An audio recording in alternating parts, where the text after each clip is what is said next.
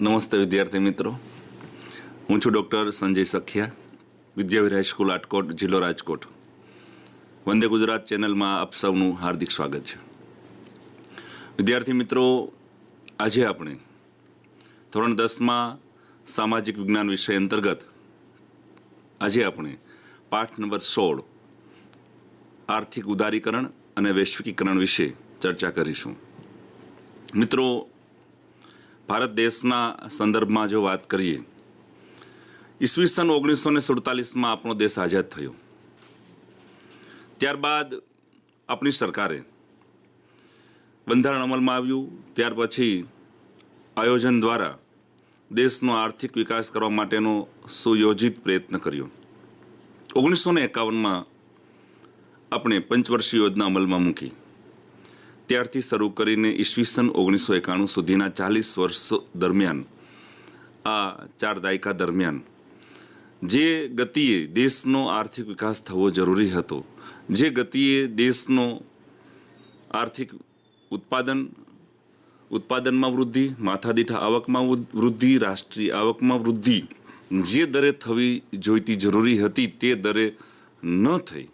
આથી સરકારે કંઈક વિચાર્યું કે ભાઈ આવું શા માટે થયું. તો એની પાછળના ઘણા બધા રીઝન, ઘણા બધા પરિબળો હતા. કારણ કે આપણા દેશની જે સરકાર છે એ સરકારને ભારતને એક ઇમર્જિંગ સુપર પાવર ઇન્ડિયા બનાવવાની નેમ હતી.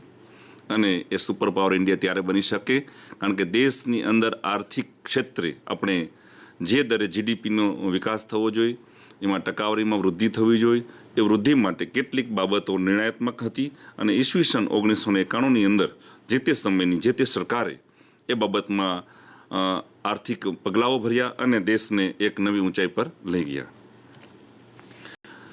1947 પછી આપણે જે આયોજનનો માર્ગ અપનાવ્યો હતો એમાં મહત્ત્વની હતી પંચવર્ષીય યોજનાઓ. આ પંચવર્ષીય યોજનાઓ દરમિયાન આપણે 5 વર્ષનું આયોજન કરતા હતા.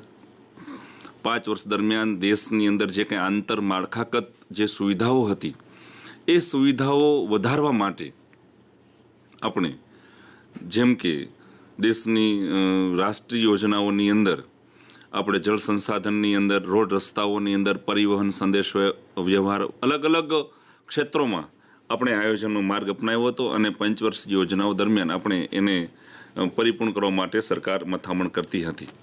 આમ છતાં પણ આપણો ઔદ્યોગિક વિકાસ રૂંધાયો હતો. કારણ કે દેશની અંદર ઉદ્યોગોનું પ્રમાણ ખૂબ નહિવત હતું. 2 થી 3 જેટલા જ ઉદ્યોગો પ્રાઇવેટ સેક્ટરમાં હતા. બાકીના મોટાભાગના ઉદ્યોગો જે છે એ જાહેર ક્ષેત્રમાં હતા. એટલે જાહેર ક્ષેત્રની ટકાવારી ઊંચી હતી. બીજી બાજુ કોઈ પણ ઉદ્યોગ સાહસિકની, કોઈ પણ કંપનીની ઉદ્યોગ શરૂ કરવો હોય તો એ માટે સરકારની મંજૂરી મેળવવી પડતી હતી. અને આ સરકારની મંજૂરી મેળવવામાં એટલી બધી વહીવટી આંટીઘૂંટી હતી, એટલી બધી એ પદ્ધતિ કઠિન હતી, જેથી કરીને ઉદ્યોગ સાહસિક હિંમત હારી જતા હતા. કોઈ પણ વસ્તુમાં આયાત નિકાસની અંદર પણ પરવાના પ્રથા મેળવવાની વાત હતી. આમ અંકુશો અને નિયમોનો થકી જ આ દેશનું અર્થતંત્ર ચાલતું હતું. મજૂર કાયદાનું પણ કડક પાલન કરવું પડતું હતું. એટલું જ નહીં, જે તે સમયે 74% જેટલી ઊંચી જકાત લેવામાં આવતી હતી. બીજી બાજુ દાખલા તરીકે કૃષિ પેદાશની પણ જો નિકાસ કરવી હોય તો પણ એ માટે પણ સરકારની પરવાનગી મેળવવી પડતી હતી. આથી દેશનો જે વિકાસ જે ઝડપી થવો જોઈએ ન થઈ શક્યો. એક રાજ્યમાંથી બીજા રાજ્યમાં અનાજ પણ જો મોકલવું પડતું હોય તો એ માટે પણ પ્રતિબંધિત હતો. અને વિદેશમાંથી કદાચ વિદેશી હુંડિયામણ આવ્યું હોય તો વિદેશી હુંડિયામણ પણ બેંકમાં જમા કરવું પડતું હતું. અને એ પણ સરકારની પૂર્વ મંજૂરી વગર એમાંથી ઉપાડ થઈ શકતો નહીં. તો આવી અસહ્ય વિલંબ, અસહ્ય આંટીઘૂંટી અને આ બધી જે મંજૂરીઓ હતી એને કારણે આપણો આર્થિક વિકાસ જે ગતિએ થવો જોઈએ એ ન થઈ શકતા 1991માં સરકારે એક નવી ઔદ્યોગિક પોલિસી બહાર પાડી અને એ પોલિસી મુજબ નાણાકીય નીતિ, રાજકોષી નીતિ અને ઔદ્યોગિક નીતિઓ જાહેર કરવામાં આવી. નાણાકીય નીતિ એટલે સરકાર નાણાંનો પુરવઠો નક્કી કરે, એ પુરવઠો ક્યાં એને વાપરવો એના દર નક્કી કરે, રાજકોષીય નીતિ એટલે સરકારની આવક, જાવક અને જાહેર ઋણ અંગેની નીતિ. ઔદ્યોગિક નીતિની અંદર ઉદ્યોગોનો વિકાસ થાય, દેશનો વિકાસ થાય અને દેશમાં ઉદ્યોગો સ્થપાય એ માટેની નીતિ છે.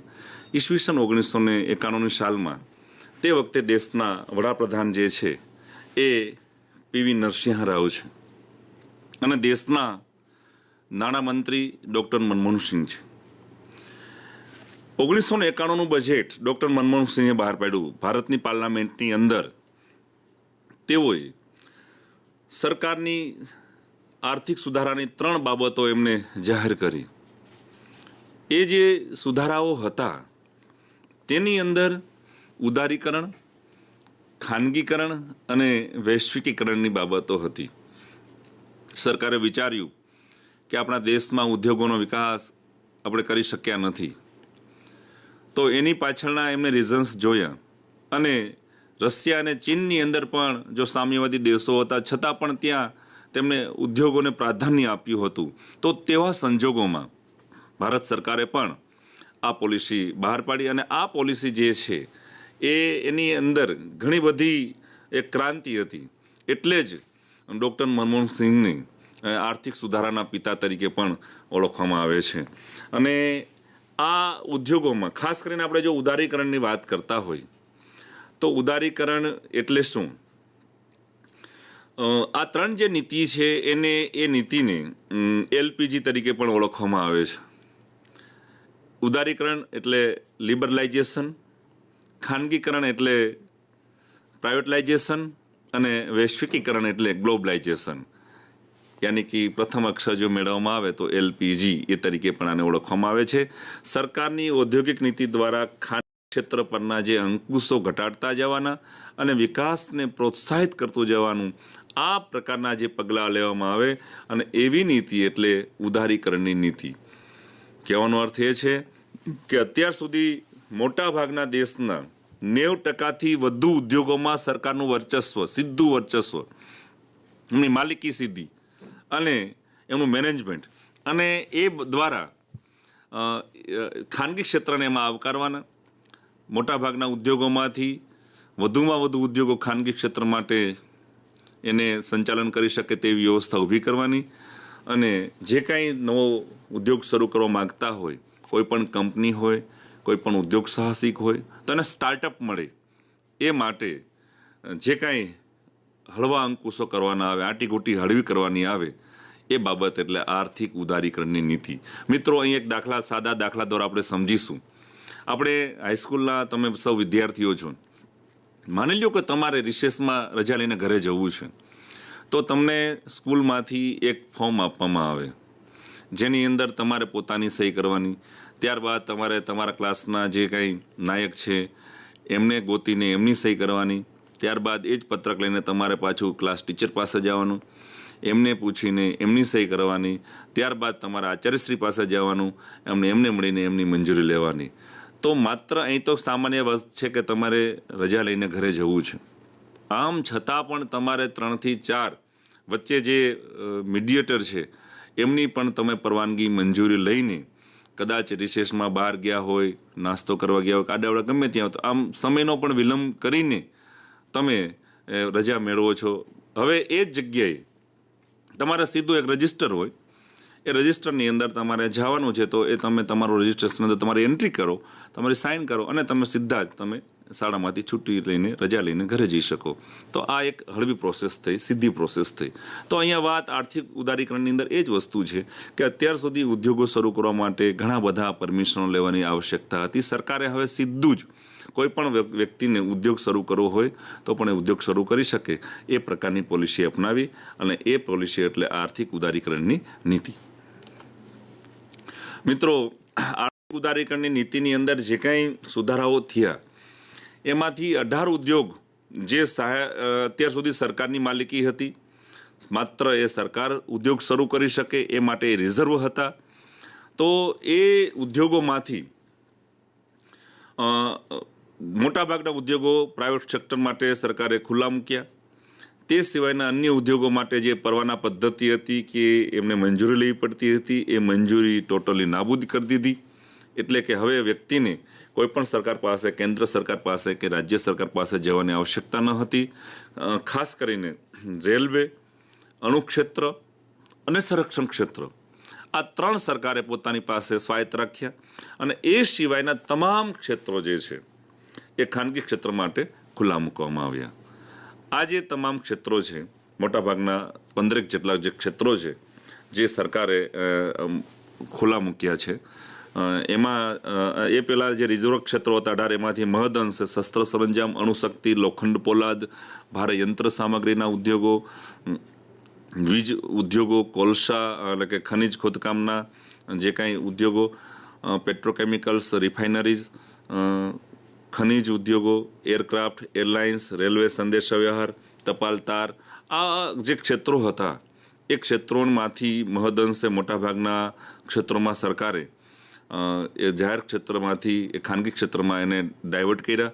આપણે જોઈએ છીએ કે 1991 પહેલાં આ જે ઉદ્યોગો હતા એ ઉદ્યોગોમાં ત્યાર પછી નવા પ્રાઇવેટ કંપનીઓ આવી છે. દાખલા તરીકે એરલાઇન્સ લઈએ તો અત્યાર સુધી માત્ર સરકારની માલિકી ધરાવતી એર ઇન્ડિયા અને ઇન્ડિયન એરલાઇન્સ હતી. એની અંદર એ ઉદ્યોગોમાં પરમિશન મળવાથી, એ ક્ષેત્રમાં પરમિશન મળવાથી ત્યારબાદ તો ઘણી બધી જે કંપનીઓ છે એમાં દાખલ થઈ. જેટ એરવેઝ છે, કિંગફિશર છે, ઘણી બધી કંપનીઓ છે. એ ઉપરાંત ઉદારીકરણની નીતિની અંદર જે બાબતો સમાવિષ્ટ કરવામાં આવી છે એમાં એક મહદઅંશે અને મુખ્ય એ છે કે એમાં કોઈ પણ ઉદ્યોગની જે નોંધણી જે કરવામાં આવતી હતી, રજિસ્ટ્રેશન કરવામાં આવતું હતું, એ પ્રથા જ ટોટલી નાબૂદ કરી દેવામાં આવી. કારણ કે તેનાથી ઉદ્યોગ સાહસિક છે હતાશ થતા હતા.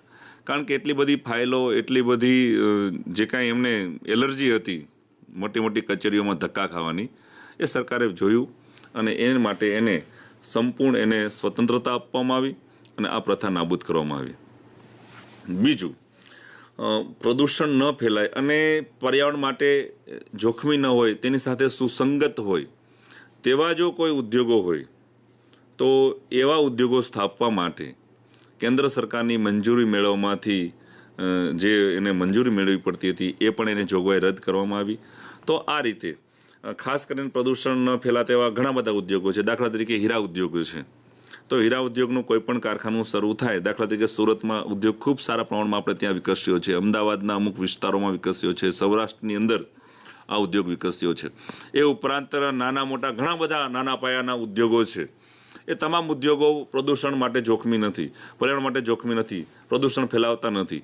તેવા ઉદ્યોગો વ્યક્તિ સીધો પોતે પોતાના સાહસથી, પોતાના રોકાણથી એ શરૂ કરી શકે છે. તો એ બધી બાબતો જે હતી એ બાબતો અહીં જોઈ શકાય છે. અને ત્યારબાદ 1991 પછી આ જે નિયમો હળવા થવાથી આપણે ત્યાં ઉદ્યોગોનું પ્રમાણ ખૂબ સારા પ્રમાણમાં વિકસ્યું છે અને આ પોલિસી છે એ શરૂઆતના સમયમાં ખૂબ સારી રીતે સફળ પામી છે. હવે જે ઉદારીકરણ છે એ ઉદારીકરણના શું લાભો છે? આર્થિક ઉદારીકરણની નીતિ અમલમાં આવવાથી સરકારને ઘણા બધા લાભો મળ્યા છે. પહેલો લાભ એ છે કે ખાનગી ક્ષેત્રને મુક્ત વિકાસની તકો મળી છે. કોઈ પણ મોટી કંપની છે, ઉદ્યોગ સમૂહ છે, તેને પણ ભારે ઉદ્યોગોની અંદર એમને પોતે અંદર દાખલ થયો છે, જેથી કરીને સરકારની સાથે, સરકારી ઉદ્યોગ સાથે એની સીધી હરીફાઈ થઈ છે અને એ દ્રષ્ટિએ એમને ઉદ્યોગ શરૂ થવાથી દેશમાં ઉત્પાદનમાં પણ વધારો થયો છે. ઉત્પાદનમાં વધારો થવાથી બજારની અંદર વસ્તુઓ સરળતાથી લોકોને પ્રાપ્ત થવા લાગી અને જેથી કરીને વસ્તુના જે ભાવો છે એ પણ થોડા દરે નીચા પણ આવ્યા હતા. બીજું, ઉદારીકરણની નીતિનો સ્વીકાર થવાથી વિદેશ વ્યાપારનો જે ટ્રેન્ડ છે એ ટ્રેન્ડ વધ્યો. વિદેશ ભારતનો જે અત્યાર સુધી અમુક જે પૂર્વ એશિયાના દેશો સાથે આપણો વેપાર હતો, અમુક યુરોપ કન્ટ્રી સાથે વેપાર હતો, એમાં વધારો થયો અને આપણો જે ટકાવારી છે વેપારની એ ખૂબ સારી વધી અને આપણી જે વસ્તુઓ છે અથવા વિદેશમાંથી જે આવવાની વસ્તુઓ છે એમાં પણ સારો એવો વધારો થયો હતો. વિદેશ વેપારમાં વૃદ્ધિ થવાથી આપણને વિદેશોમાંથી આવકનું પ્રમાણ પણ વધ્યું, એટલે કે વિદેશી હુંડિયામણ પણ વધ્યું, અને વિદેશી હુંડિયામણ વધતા આપણું જે કાંઈ બેંક બેલેન્સ છે, દેશનું જે રાષ્ટ્રીય આવક છે એમાં પણ વધારો થયો. કારણ કે દેશની સૌથી મોટી આવક ગણાય તો એ વિદેશોમાંથી જે વસ્તુ આવે એના પર જે લાગતો ટેક્સ હતો એની જે આવક હતી એ દેશની સૌથી મોટી આવક છે. તો એ રીતે પણ આપણે ત્યાં અનામતમાં વધારો થયો, અને આ રીતે ઉદારીકરણના પરિણામે દેશને ખૂબ સારો એવો ફાયદો થયો હતો. ખાસ કરીને જે આપણી પાસે બેલેન્સ વધ્યું, જેને કારણે મૂડીમાં વધારો થવાથી દેશની જે કાંઈ અંદરૂની જે કાંઈ આપણે જે આંતરમાળખાગત જે કાંઈ સુવિધાઓ છે, સગવડો છે, એમાં આપણે વધારો કરી શક્યા છીએ. દાખલા તરીકે આપણે રોડ રસ્તાઓ છે, ઉદ્યોગોની ઇન્ડસ્ટ્રીઝ છે, નવા જે કંઈ ઔદ્યોગિક વસાહતો આપણે ત્યાં શરૂ થઈ, અનેક નવા શહેરોની અંદર સરકારે જીઆઈડીસીઓ મંજૂર કરી. ગુજરાતની અંદર છેક અમદાવાદથી શરૂ કરીને વાપી સુધી, જેને આખો કોરિડોર તરીકે ઓળખવામાં આવે છે, ત્યાં આખી ઔદ્યોગિક વસાહતો શરૂ થઈ. વાપીની અંદર છે, વડોદરાની અંદર છે, અંકલેશ્વરની અંદર છે, સૌરાષ્ટ્રમાં રાજકોટ છે. તો એ બધા ગુજરાતના ઉદાહરણ લઈએ તો ત્યાં પણ આ સમયગાળા દરમિયાન નવી ઔદ્યોગિક વસાહતો સ્થાપી. કચ્છ જે કહી શકાય, જે આખો વિરાન અને એ પ્રદેશ હતો, ઉજ્જડ વિસ્તાર હતો, તે આજે તમે મોરબીથી લઈને ભચાઉ સુધીના જે 100-150 કિમીનો જે વચ્ચેનો વિસ્તાર છે, ત્યાં 2001 પહેલાં જે વિરાન વિસ્તાર હતો ત્યાં 2001 પછી આજે ઘણા બધા ઉદ્યોગો ત્યાં વિકસ્યા છે, અને સરકારે એને મુક્ત અર્થતંત્ર તરીકે પણ એને ઘોષિત કરેલો છે. તો એ જોતાં ભારતની અંદર એક પ્રકારનું કહેવાય ને સુનામી, 1991ની આ નીતિ પછી ઉદ્યોગિક ક્ષેત્રે આપણે એક સુનામી પ્રકારની એક વાવાઝોડું આવ્યું, અને એને કારણે આપણે ત્યાં ઉદ્યોગોમાં ખૂબ સારો વિકાસ થયો. અત્યાર સુધી જે ભારત કૃષિ પ્રધાન દેશ હતો, સરકારે એને ઉદ્યોગ તરફ ઝોક આપ્યો, અને એની તક જે છે એ મોટા ઉદ્યોગ સાહસિકો, એ કંપનીઓ, અને ખાસ કરીને જે વિદેશી રોકાણકારો છે એને ઝડપી, અને એ રીતે આર્થિક ઉદારીકરણના લાભો એમને પ્રાપ્ત કર્યા. અને આ આર્થિક ઉદારીકરણથી દેશને પણ ખૂબ સારો લાભ થયો, અને દેશની અંદર રોજગારીનું પ્રમાણ જે છે એ મહદઅંશે વધ્યું. એ ઉપરાંત જે લાભો છે એ લાભો અહીંયા તમને એક સ્લાઇડમાં તમે જોઈ શકો છો કે ખાનગી ક્ષેત્ર ઉદ્યોગોમાં એનું આગમન થયું. એમાં આગમન થવાથી ઉત્પાદન વધ્યું. ઉત્પાદન વધવાથી વિદેશ વેપારમાં વૃદ્ધિ થઈ. વિદેશ વેપારમાં વૃદ્ધિ થવાથી વિદેશી આવક વધી. વિદેશી આવક વધતા વિદેશી વિનિમયનું આપણે ત્યાં બેંક બેલેન્સ થયું, એનો વધારો થયો, અને એને કારણે આપણે દેશની અંદર જે કાંઈ આપણે જરૂરી સગવડો ઊભી કરવી હતી, બેંક છે, રસ્તાઓ છે, સિંચાઈ યોજનાઓ છે, પાણીની સગવડ છે, વીજળીની, અન્ય ઘણી બધી જે સગવડો છે, આપણે એમાં શિક્ષણ છે, આરોગ્ય છે, તમામ સગવડો આપણે ઊભા કરી શક્યા અને દેશનો વિકાસ કરી શક્યા. કારણ કે એક મલ્ટીનેશનલ કંપનીઓ ભારતમાં આવી. વચ્ચે ચાર્ટમાં તમે જોઈ શકો છો કે મલ્ટીનેશનલ કંપનીઓનું ભારતમાં આગમન થયું. જે રીતે વર્ષો પહેલાં, આજથી 500 વર્ષ પહેલાં, 14મી સદી દરમિયાન કે 15મી સદી દરમિયાન જે રીતે યુરોપીય પ્રજાનું ભારતમાં આગમન થયું હતું, ત્યારે પણ વેપાર માટે થયું હતું. કારણ કે તે વખતે ભારત ભૂમિ ખૂબ સમૃદ્ધ ભૂમિ ગણાતું હતું. ભારતમાં વેપાર કરવા માટે દેશ દુનિયામાંથી, દેશાવરમાંથી લોકો અહીં આવતા હતા, વેપારીઓ અહીં આવતા હતા. કારણ કે તે વખતે કૃષિનું જે છે તે મરી મસાલા, તેજાનાની આપણે ત્યાં ખૂબ સારી માંગ હતી વિદેશોમાં. ફરીવાર નવી જે આપણી આર્થિક સુધારાઓ છે એ અંતર્ગત પણ વિદેશોમાંથી મોટી જે કંપનીઓ છે, આંતરરાષ્ટ્રીય કંપનીઓ છે, ભારતમાં રોકાણ કરવા માટે, ભારતની અંદર ઉદ્યોગ સ્થાપવા માટે આકર્ષાણી, એ માટેનું મુખ્ય પરિબળ હતું આર્થિક ઉદારીકરણની પોલિસી. મિત્રો, આર્થિક ઉદારીકરણના આપણે લાભો જોયા, પણ સાથે સાથે આર્થિક ઉદારીકરણના ઘણા બધા ગેરલાભો પણ મળ્યા છે. સરકારે જે રીતે ધાર્યું હતું એ રીતના એમને સીધા પરિણામો પ્રાપ્ત ન થયા. મુખ્ય જે કંઈ ગેરલાભો ગણીએ તો નંબર 1 કે ઇજારાશાહીનું જે વલણ હતું એમાં આપણે ઘટાડો ન કરી શકીએ. ઇજારાશાહી એટલે શું? ઇજારાશાહી એટલે બજારમાં હરીફાઈના અભાવે અમુક પેઢીનું જે વર્ચસ્વ હોય એને ઇજારાશાહી કહેવામાં આવે છે, અથવા ઇજારો કહેવામાં આવે છે. અહીં એક ઉદાહરણ દ્વારા સમજીએ. દાખલા તરીકે આપણે ત્યાં 1991 પહેલાં દૂરસંચારની અંદર જો આપણે જોઈએ તો એક માત્ર ટીવી ચેનલમાં દૂરદર્શન હતું. ત્યાર પછી આપણે ત્યાં ઘણી બધી ચેનલો પ્રાઇવેટ બ્રોડકાસ્ટમાં આવી અને એ ચેનલ દ્વારા આપણે ગામની અંદર ગ્રામ્ય વિસ્તારમાં જોઈએ તો એમને આપણે એ ચેનલ જોવી હોય તો આપણે ડિશ કનેક્શન લેવું પડે. હવે ગામની અંદર ડિશ કનેક્શન આપવાવાળો એક જ વ્યક્તિ હોય. હવે એ 7-8 જે તે સમયે 10 કે 15 ચેનલ બતાવતા હોય અને અચાનક ભાડું વધારી દે કે આવતા મહિનાથી મને નથી પોસાતું, મારે હવે દર મહિનાના 100 રૂપિયાને બદલે 120 રૂપિયા રાખવા છે. હવે વ્યક્તિ દરેકને દૂરદર્શન, દરેકને તમામ ચેનલો જે કંઈ છે એ મનોરંજન મેળવવા માટેની આવશ્યકતા હતી, જરૂરિયાત હતી. પરિણામે એ વ્યક્તિ એ ચેનલ જોવા માટે એમને એ જ વ્યક્તિ પાસે જવું પડે અને એ લોકો એમની ગરજનો એમનો લાભ લે. એ લાભ એટલે ઇજારાશાહી. તો આવી અમુક ઉદ્યોગોમાં, અમુક ઉત્પાદનમાં આવું હતું કારણ કે એમની મોનોપોલી હતી અને એટલે એના માટે પણ સરકારે કાયદો બનાવ્યો હતો. પણ આમ છતાં પણ અમુક જે ઉત્પાદકીય વસ્તુઓ હતી એમાં ઇજારાશાહી એમનામાં રહી હતી, જેને કારણે પણ ખાસ કરીને ગ્રાહક વર્ગને બજારની અંદર ઘણું બધું એમનું શોષણ થતું હતું અને ઘણું બધું એમને નુકસાન થતું હતું. તો એક ઇજારાશાહીનું વલણ જે છે એ દૂર ન થયું. બીજું, સરકારે ખાસ ઉદ્યોગ પાછળ ધ્યાન આપ્યું. દેશને ઔદ્યોગિક પ્રગતિ કરવા માટે, ઉદ્યોગ માટે જે કંઈ કરવું પડે એને મફત જમીન આપવી પડે તેમને જમીન આપી, એમના માટે જેડીસી વસાવી, એમને સબસિડીઓ આપી, એમને વીજળીમાં રાહત કરી દીધી. આજે પણ સરકારનો જ પ્રયત્ન છે, આજે પણ એ જ કરે છે. આપણે જોયું છે કે છેલ્લા સમય દરમિયાન આપણે ત્યાં દેશની મોટી જે ટાટા કંપની છે તો ટાટા કંપનીનો પ્લાન્ટ સાણંદમાં નખાયો તો એમની પાછળ પણ એમને ઘણી બધી હજારો એકર જમીનો સરકારે આપી છે. કચ્છની અંદર પણ ઘણા બધા ઉદ્યોગ સમૂહને એમને જમીનો સરકાર આપી રહી છે કારણ કે દેશને ગુજરાતનો પણ વિકાસ થાય માટે સરકારની સારી નેમ છે. તો જે તે સમયે પણ ઉદ્યોગ પાછળ ખૂબ સારું એવું ધ્યાન આપવામાં આવ્યું. પણ બીજી બાજુ જે દેશ કૃષિ પ્રધાન છે, દેશના લાખો લોકો કૃષિમાંથી રોજગારી પ્રાપ્ત કરે છે. જે તે સમયે હાલમાં દેશના 64% લોકો કૃષિ સાથે જોડાયેલા છે.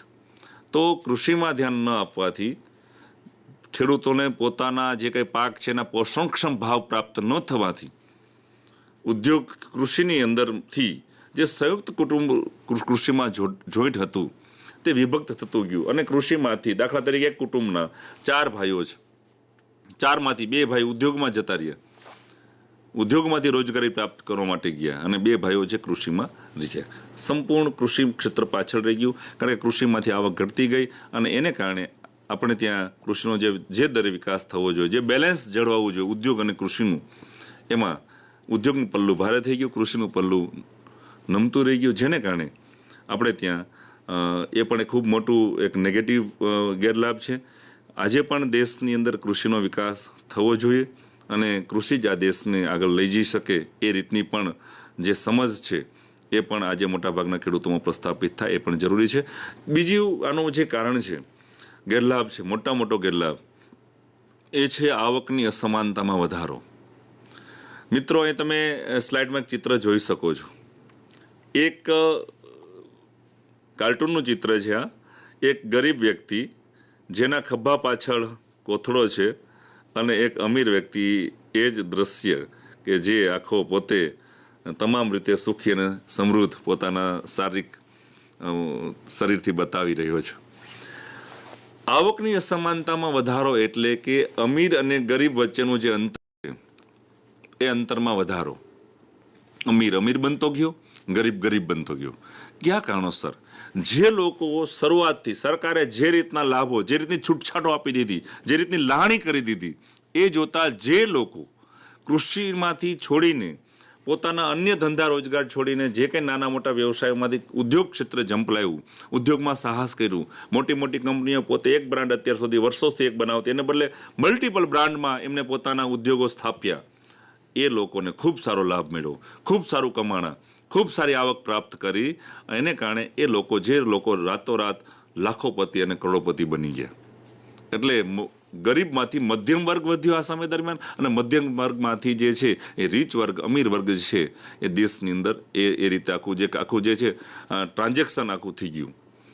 જ્યારે બીજી બાજુ જે લોકો ખેતી સાથે જોડાયેલા ખેત મજૂરો હતા, છૂટક મજૂરો હતા, છૂટક વેપાર કરતા હતા, નાના વ્યવસાયમાં જે જોઈન્ટ રહ્યા અને જે પરંપરાગત વ્યવસાયો જે લોકોએ અપનાવ્યા હતા, અને એ પરંપરાગત વ્યવસાય આ ક્ષેત્રમાં જોડાયેલા લોકો જે છે એમની આવક બિલકુલ ન વધી.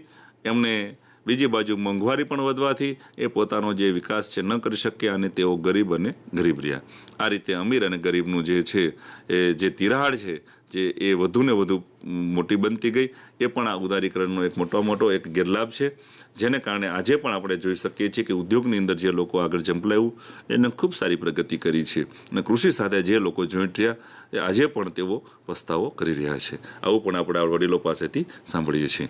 એ સિવાય આયાતમાં પણ વધારો થયો. હવે ખાસ કરીને દેશની આયાત વધે તો દેશને સૌથી મોટું નુકસાન થતું હોય છે, કારણ કે આયાત વધવાથી આપણે વધુમાં વધુ આપણી જે મૂડી છે એ વિદેશોમાં ટ્રાન્સફર થાય છે, નિકાસમાં ઘટાડો થયો. આપણે હજી પણ સ્વાવલંબન નહોતા કરી શક્યા, સ્વાવલંબન આપણે પ્રાપ્ત નહોતું કર્યું.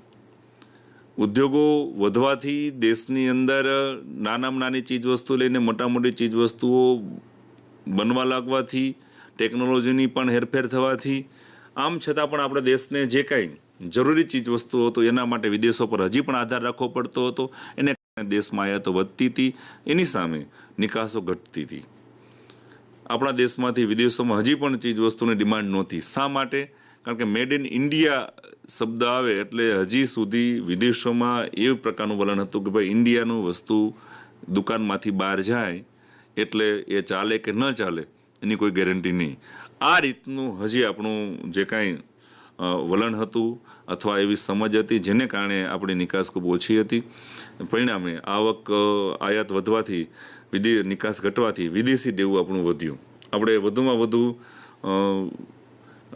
વિશ્વ બેંક છે, IMF છે, એની પાસેથી પણ આપણે લોનો લેવી પડી હતી અને આપણું દેવું વધ્યું હતું અને માથાદીઠ જે દેવું છે એ વધતું જતું હતું, જેને કારણે પણ દેશ જે છે એની જે કાંઈ ખાદ્ય છે એ ખાદ્ય એમના રહી હતી. મિત્રો, અહીંયા એક સ્લાઇડમાં તમે ચિત્ર જોઈ શકો છો. ઉપર એક પ્લેન છે અને નીચે આખી સ્ટીમર છે. એ આયાત નિકાસની વાત એના દ્વારા સમજીએ.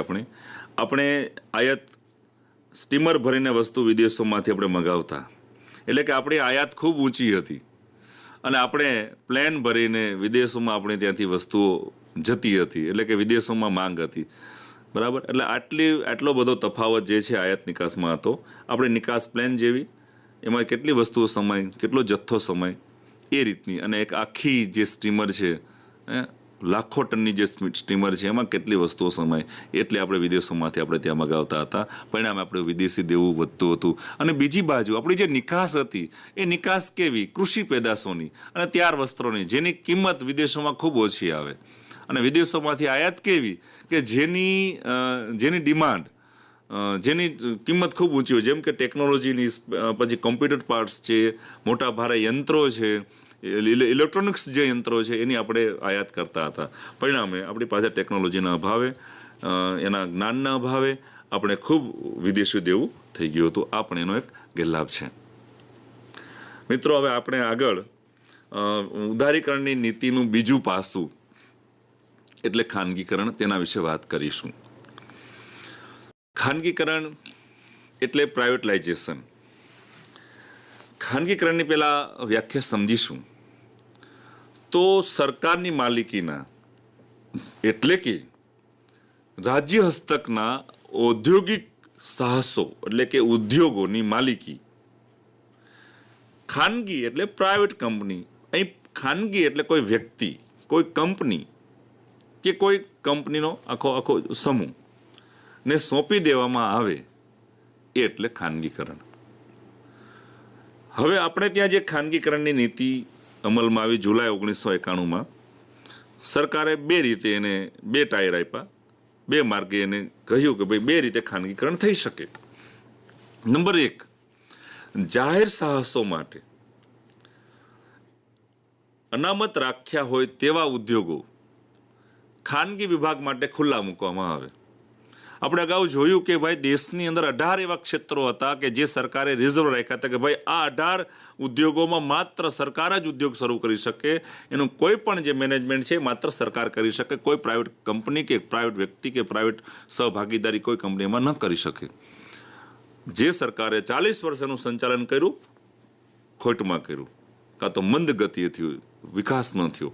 એટલે સરકારે નક્કી કર્યું કે અત્યાર સુધી દાખલા તરીકે અમે પરિવહનમાં વન વે હતા, અમે સંદેશા વ્યવહારમાં BSNL વન વે હતું. હવે એ ઉદ્યોગોમાં સંદેશા વ્યવહારની અંદર, પરિવહનની અંદર કે અન્ય કોઈ પણ બીજા જે ક્ષેત્રો છે એની અંદર, શિક્ષણ છે એની અંદર ખાનગી કંપનીઓ પોતાના સાહસ, પોતાના ઉદ્યોગો, પોતાનું જે કંઈ સર્વિસ છે એ શરૂ કરી શકશે અને એ રીતે એને ખુલ્લા મૂકવામાં આવ્યા. નંબર 2, રાજ્ય હસ્તકની એટલે કે રાજ્ય સરકાર હસ્તકની જે કંપનીઓની માલિકી છે, સરકાર હસ્તકની જે માલિકી છે એ માલિકી કાં તો સરકાર પોતાની પાસે રાખે અને ખાનગી સંચાલન ખાનગી કંપનીને સોંપે, આ રીતની વાત, કાં તો સંચાલન પોતે કરે અને માલિકી ખાનગી કંપની કરે, આ રીતની વાત. આખી જે વર્કિંગ પાર્ટનરની વાત છે, આખી જે સેટલમેન્ટની આખી વાત છે, તો એ રીતનું સેટલમેન્ટ એને શરૂ કર્યું અને એ રીતે દેશના જે મોટા મોટા ઉદ્યોગ ક્ષેત્રો હતા, સરકારની માલિકીના હતા, એને પ્રાઇવેટાઇઝેશન કરી નાખ્યું. એની અંદર પોતાની ઘણી બધા કંપનીનો શેર મૂડીનો જે હિસ્સો છે એ એને પ્રાઇવેટ કંપનીઓને પણ સોંપી દીધો. આ રીતે માર્ગ ખુલ્લા થવાથી, રસ્તાઓ ખુલ્લા થવાથી અનેક કંપનીઓ ભારતમાં આગમન થયું, અનેક કંપનીઓ શિક્ષણના ક્ષેત્રે, અનેક કંપનીઓ જે છે પરિવહનના ક્ષેત્રે, અનેક કંપનીઓ જે છે એ બધી સર્વિસના ક્ષેત્રે આગળ આવી અને ખાનગીકરણની અંદર પોતાનો હિસ્સો રોક્યો. અહીંયા આપણે નીચે જોઈએ છીએ કે અહીંયા એક મોડર્ન ફૂડ જે કંપની છે બ્રેડ બનાવતી, જેનું ખૂબ મોટું ટર્નઓવર હતું. પછી ભારત એલ્યુમિનિયમ કંપની લિમિટેડ, આ પણ હિન્દુસ્તાન ઝિંક લિમિટેડ, આ બધી જે કંપનીઓ છે એ કંપનીની માલિકી સરકારની હતી. વડોદરામાં IPCL, એ બધી કંપનીની માલિકી જાહેર ક્ષેત્રની કંપની હતી. એને સંચાલન છે કે એનો શેર મૂડીનો હિસ્સો છે એને પ્રાઇવેટ કંપનીઓને સોંપી દીધો અને એ રીતે પ્રાઇવેટ કંપનીઓએ એ હિસ્સો સંભાળીને એનું મેનેજમેન્ટ કરવા લાગી અને એ કરવાથી એના ઉત્પાદનમાં પણ વધારો થયો, એના સબળ સંચાલન મળવાથી સરકારને પણ લાભ થયો, સરકારને પણ જે પોતાનો હિસ્સો હતો સારા પ્રમાણમાં મળ્યો અને ક્વોલિટી પણ વધી ઉત્પાદનની, તો આ બધા લાભ થયા. હવે સરકાર આવું શા માટે કર્યું? તો પેલું કે જે ખાનગીકરણ થવાથી ખાનગીકરણનો મેઇન લાભ એ છે કે વ્યક્તિને પોતાનું લાગે છે, પોતાની માલિકી લાગે છે. જ્યારે જાહેર ક્ષેત્રનું જે કંઈ મેનેજમેન્ટ કરતા હતા એ મેનેજિંગ ડિરેક્ટર તો એક અધિકારી છે જે પગારદાર છે. તો અત્યાર સુધી દરેક ક્ષેત્રમાં સરકારની માલિકી હોય ત્યાં મહદઅંશે એવું જોવા મળતું હોય છે કે ભાઈ આપણે તો પગારદાર છીએ, આમાં ગમે તેટલું મહેનત કરીએ, ગમે તેટલી આની પાછળ આપણે પોતાની જાત હોમી દઈએ અથવા ગમે તેટલો ભોગ આપીએ, ગમે તેટલું આનું મેનેજમેન્ટ ઉચ્ચ કક્ષાનું કરીએ, પણ અંતે તો આપણું આ ક્યાં થવાનું છે? આ તો સરકારની માલિકી છે, સરકારનું રહેવાનું છે. આ પ્રકારની જે માનસિકતા છે એને કારણે ઉદ્યોગ જે સરકારે જેમાં કરોડો રૂપિયાનું એમાં નિવેશ કર્યો હતો, રોકાણ કર્યું હતું, એ મૂડી રોકી હતી, એમાં કાંઈ ઘટે નહીં, તમામ પ્રકારની એમાં ટેકનોલોજીનો ઉપયોગ કર્યો હતો. આમ છતાં પણ એ ઉદ્યોગો ખાડે જતા હતા, એ ઉદ્યોગો ખોટ કરતા હતા, એકમાત્ર આ માનસિકતાને કારણે.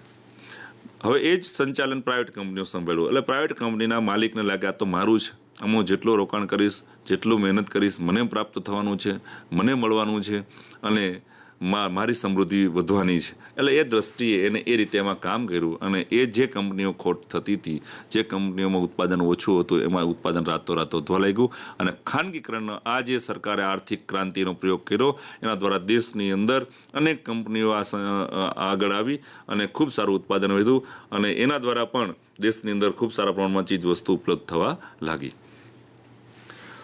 દેશની અંદર ઉદ્યોગોની સંખ્યા વધી ગઈ, ઉદ્યોગોની ટકાવારી વધી ગઈ. તમામ ક્ષેત્રો સરકારે જેટલા ક્ષેત્રોને છૂટછાટ આપી એ તમામ ક્ષેત્રોમાં ઉદ્યોગો આવ્યા અને ખાસ કરીને વપરાશી ઉત્પાદનમાં વધારો થયો. લોકોની જે જીવન જરૂરિયાતની ચીજવસ્તુઓ છે એ વપરાશી ચીજવસ્તુના ઉદ્યોગમાં ખૂબ સારો લાભ થયો અને ઘણા બધા ઉદ્યોગો, હજારોની સંખ્યામાં આપણે ત્યાં ઉદ્યોગો શરૂ થયા. બીજું, જાહેર ક્ષેત્રના એકમોનું ખાનગીકરણ થયું. તેથી જાહેર ક્ષેત્રની અંદર કામ કરતા કર્મચારીઓ, આખું મેનેજમેન્ટ, આખું માનવ શ્રમ, એ તમામની જે કાર્યક્ષમતા છે એમાં સુધારો થયો. મિત્રો, સરકારની માલિકી છે પણ એનું સંચાલન કોઈ ખાનગી કંપની કરી રહી છે, જેથી કરીને એના કાર્યક્ષમતામાં ખૂબ સારો એવો સુધારો થયો. દાખલા તરીકે આજે પણ આપણે જોઈએ કે ઉર્જા ક્ષેત્ર જે આપણે સરકારની કંપનીઓ છે, PGVCL, UGVCL, આ બધી જે સરકારી GEB પહેલાં સરકારી હતી, પછી એનું પ્રાઇવેટાઇઝેશન કરીને અથવા એ રીતે પણ એનું મેનેજમેન્ટ થાય છે. ભવિષ્યમાં ગુજરાત ST જે આપણું છે, આપણું આખું જે રીતે બોર્ડ છે એનું પણ સંચાલન વચ્ચે પ્રાઇવેટ સેક્ટરને સોંપવાની પણ સરકારે વાત કરેલી, કારણ કે એમાં ક્વોલિટી લાવવાની વાત હતી, કાર્યક્ષમતા સુધારવાની વાત હતી. સરકાર એ દિશામાં પણ વિચારી રહી છે અને પબ્લિક પ્રાઇવેટ પાર્ટનરશિપનો જે આ પ્રોજેક્ટ છે એ સંયુક્ત રીતે દેશને અને ખૂબ જ સમાજને લાભદાયી છે. એ દિશામાં દુનિયાની અંદર તો ઘણા બધા દેશોમાં આવા પ્રયોગો થયા છે અને ખૂબ સફળ રહ્યા છે. તો સરકાર એ રીતે પણ કરીને પણ દેશની અંદર સર્વિસ ક્ષેત્રની અંદર આ રીતે ખૂબ સારું વિચારી રહી છે. એ પણ એક ખાનગીકરણનો લાભ છે અને એ લાભ હજી પણ એ રીતે આગામી અથવા વર્તમાન સરકાર પણ એ રીતે વિચારી રહી છે. હવે ખાનગીકરણનો હેતુ શું હતો?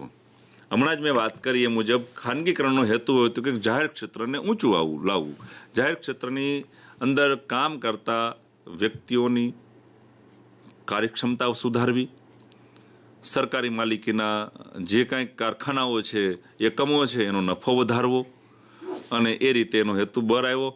1999માં પહેલું ખાનગીકરણ થયું. હમણાં આપણે જે એક બ્રેડ પાવનું જે પેકેટ જોયું એ મોડર્ન ફૂડ ઇન્ડિયા, જે 2000 ત્યાં મજૂરો કામ કરતા, શ્રમિકો, કામદારો કામ કરતા હતા, એનું ખાનગીકરણ થયું અને ખૂબ સારી એમાં પ્રગતિ થઈ છે.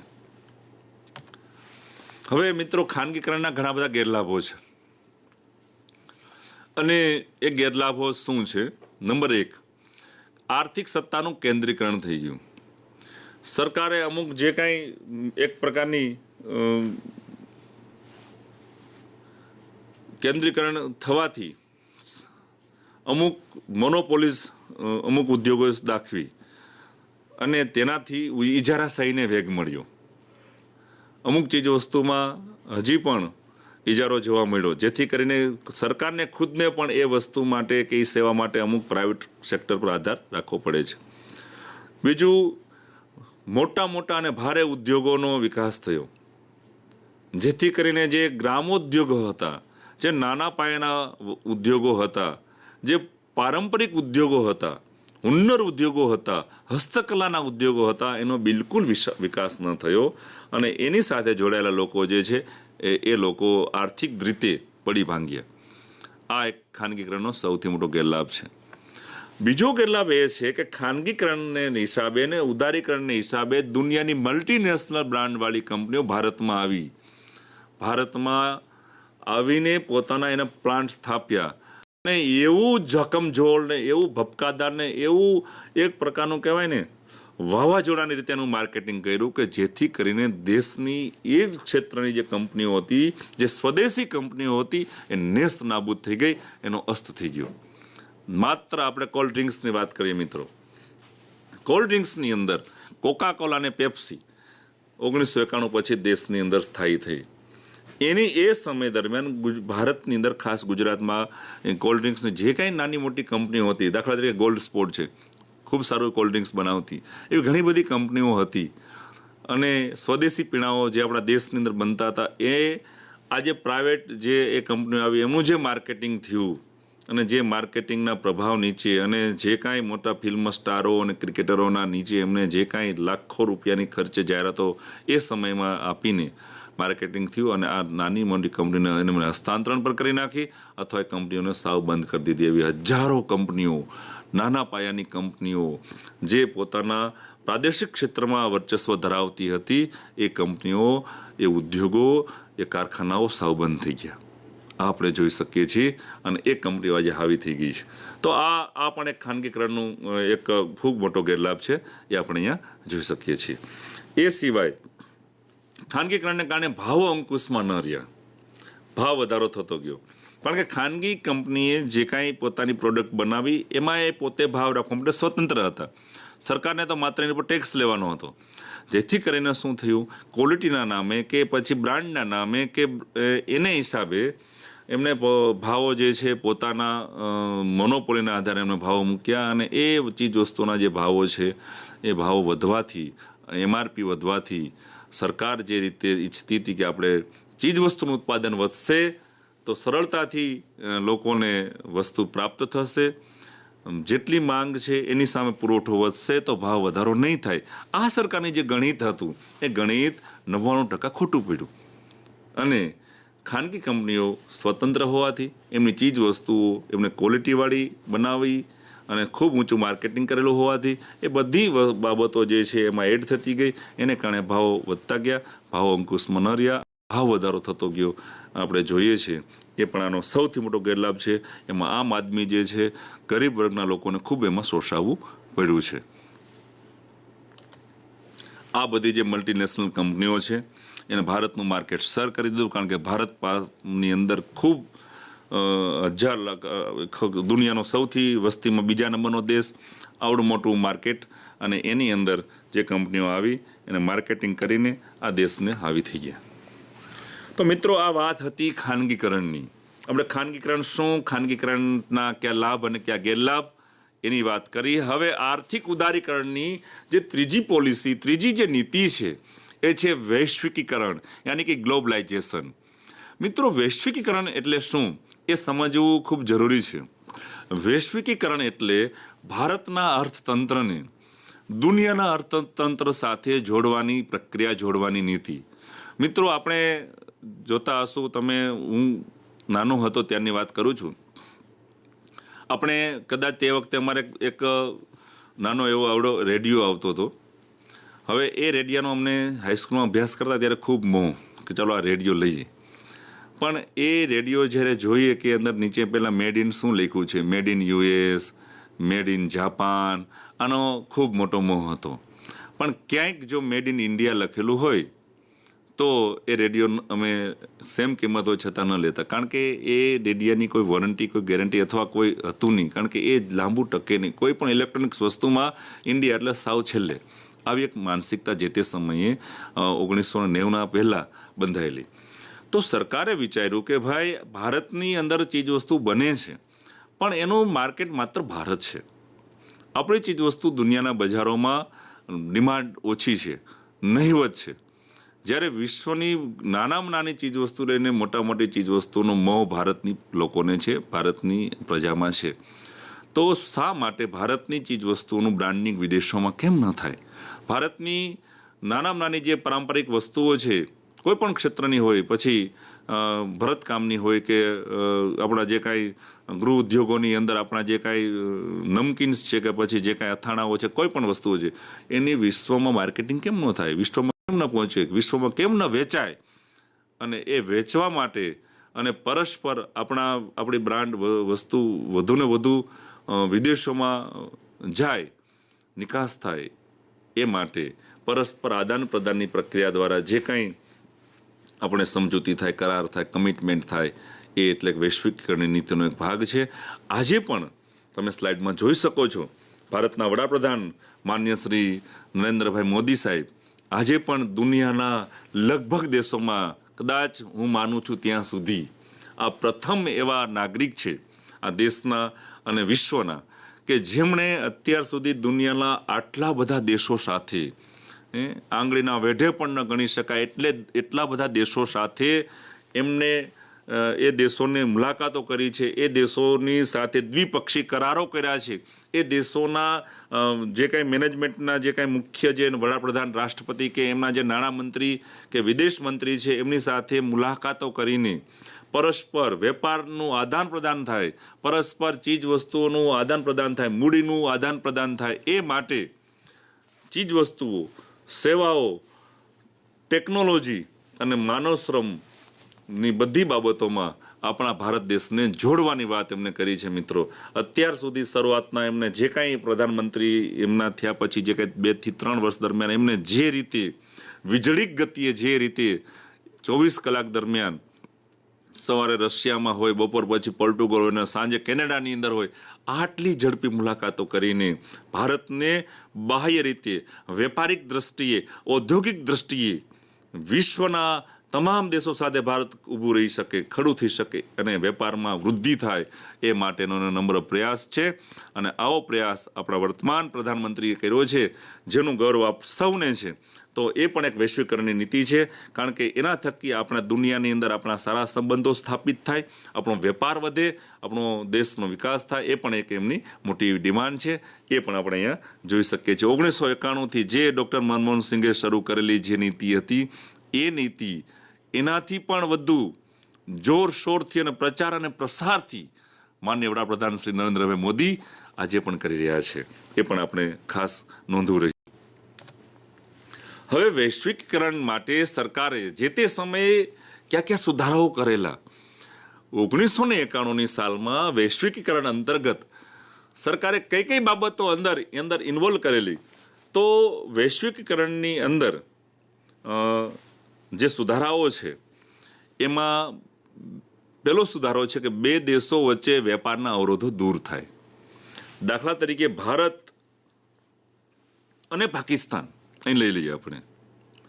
હવે ભારત ને પાકિસ્તાનની જે રાજકીય સ્થિતિ છે એ અણબનાવની છે. આમ છતાં આપણા વેપારમાં ક્યારેય અડચણ નથી આવી. આજે પણ પાકિસ્તાનમાંથી ડુંગળીઓ, હજારો ટન ડુંગળી ભારતમાં ઠલવાય છે અને ભારતમાંથી ઘણી બધી ચીજવસ્તુ આજે પણ પાકિસ્તાનમાં જાય છે. તો વેપારિક દ્રષ્ટિએ બંને દેશો વચ્ચે ખૂબ સામ્યતા છે, ખૂબ સારું છે. તો આમ છતાં પણ જો ક્યારેક ત્યાં કોઈ પણ પ્રકારની અગવડતા આવી હોય તો પણ એ દૂર કરવું અને એને પ્રાધાન્ય આપવું એ વૈશ્વિકીકરણની એક ભાગ છે. એવી સ્થિતિનું નિર્માણ કરવું કે જેથી 2 દેશો વચ્ચે મૂડીની હેરફેર સરળતાથી થઈ શકે. એવી કઈ પરિસ્થિતિ? તો સંબંધોની પરિસ્થિતિ, મિત્રતાની પરિસ્થિતિ. મિત્રો, અહીંયા ભારતે આપણા પડોશી દેશો સાથે અને વિશ્વના ખાસ પૂર્વ એશિયા છે, યુરોપ છે, અમેરિકન કન્ટ્રી છે, ઓસ્ટ્રેલિયા, તમામ દેશો સાથે એ રીતે આપણે સંબંધો સ્થાપિત કર્યા છે.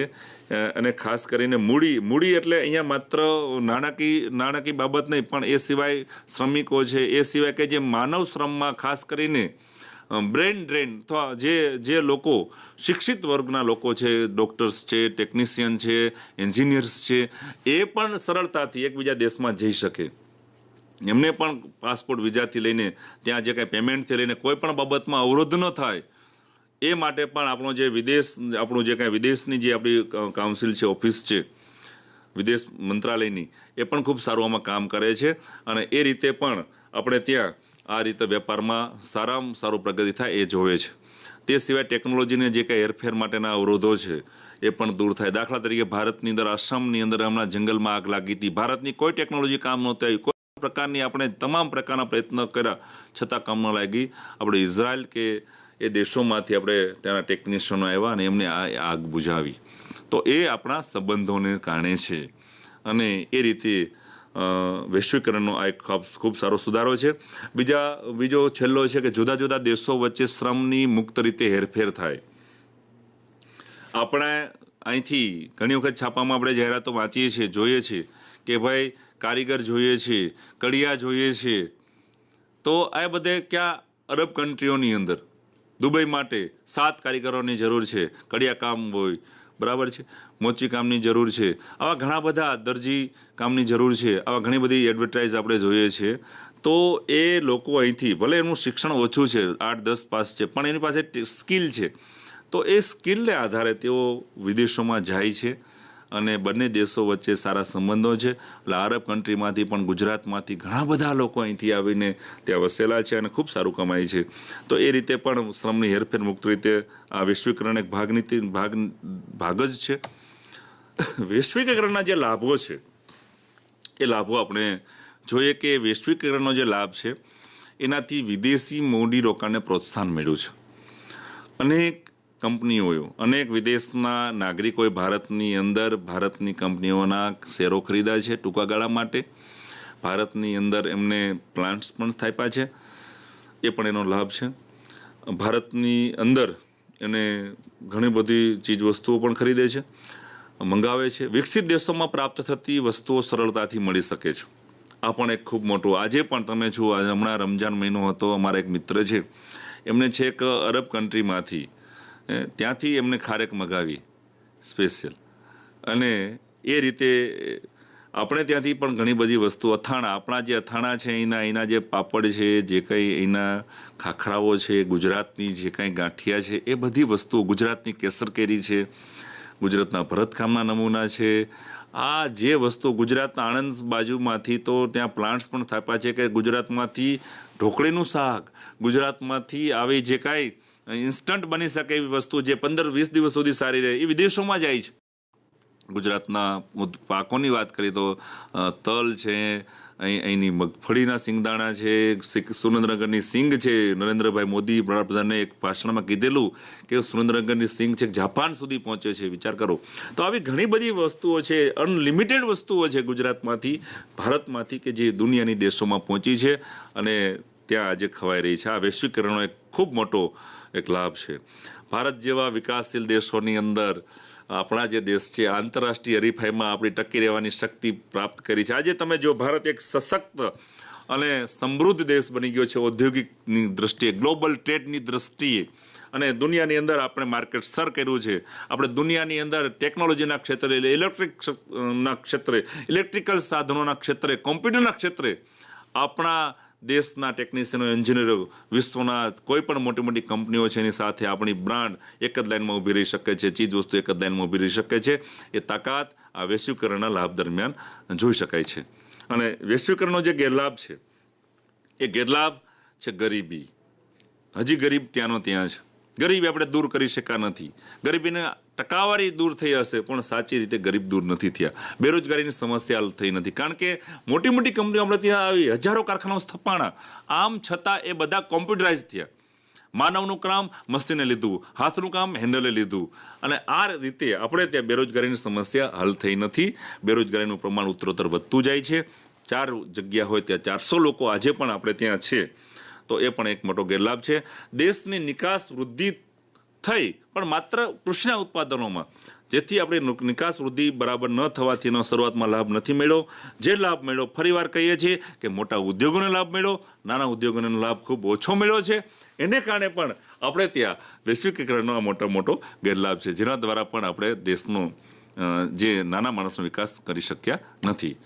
બસ મિત્રો, ભાગ 1ની અંદર ફરીવાર અંતમાં આજે આપણે 1991માં દેશનો આર્થિક વિકાસ થાય અને આર્થિક વિકાસ જરૂરી હતો, આર્થિક પ્રગતિ જરૂરી હતી, અને આર્થિક પ્રગતિ માટે જે તે સમયની જે તે સરકારે ખૂબ ક્રાંતિકારી નિર્ણય લીધા અને આર્થિક ઉદારીકરણની નીતિ પોલિસી આપી, વૈશ્વિકીકરણની પોલિસી આપી અને ખાનગીકરણની પોલિસી આપી. એના દ્વારા દેશની અંદર ખૂબ ઝડપથી ઉદ્યોગોનો વિકાસ થયો અને દેશે ઉદ્યોગના ક્ષેત્રે હરણફાળ ભરી. એ બાબતોમાં આપણે એની વ્યાખ્યાઓ, એમના જે કંઈ સવાલો છે એ આપણે જોયા. મિત્રો, અર્થશાસ્ત્રનો જે 10મા ધોરણનો પાઠ છે એ પણ આપણે ખૂબ આ પાઠ મહત્ત્વનો છે. આ પાઠની અંદરથી તમારા 2 થી 3 માર્ક્સના જે પ્રશ્નો છે એના જે જવાબો છે એ ખૂબ સારી રીતે તમે તૈયાર કરી શકશો. આઈએમપી પ્રશ્નો જે છે, ઉદારીકરણ એટલે શું, ખાનગીકરણ એટલે શું, ઉદારીકરણના લાભો અને ગેરલાભો જણાવો, ખાનગીકરણના લાભો અને ગેરલાભો જણાવો. આ બધા પ્રશ્નો તમે તૈયાર કરી નાખજો. આજની આપણી જે પહેલા ભાગની જે ચર્ચા છે એનું આપણે સમાપન કરીશું અને આપના ધોરણ 10ની અંદર ખૂબ સારી મહેનત કરીને આગળ વધો એવી શુભકામના સાથે આપ સૌને અભિનંદન. નમસ્કાર.